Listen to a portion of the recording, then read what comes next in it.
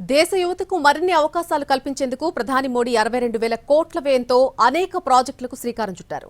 ఢిల్లీలోని విజ్ఞాన్ భవన్ లో జరిగే కార్యక్రమంలో బీహార్ సీఎం నితీష్ కుమార్ తో పాటు ఇతర కీలక అధికారులు కూడా వీడియో కాన్ఫరెన్స్ ద్వారా పాల్గొన్నారు. బీహార్లోని national institute of technology Patna Bihar campus ను జాతికి అంకితం చేశారు. ప్రధానమంత్రి స్కిల్లింగ్ అండ్ ఎంప్లాయబిలిటీ ట్రాన్స్ఫర్మేషన్ పథకాన్ని కూడా ప్రారంభించారు.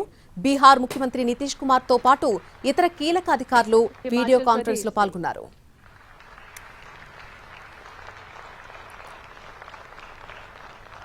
असिस्टेंट के लिए जम्मू कश्मीर से बिहार में नई स्किल ट्रेनिंग यूनिवर्सिटी, अन्य यूनिवर्सिटीज में सुविधाओं का विस्तार, नौजवानों के लिए युवा आयोग, हजारों युवाओं को पक्की सरकारी नौकरी का नियुक्ति पत्र, ये सब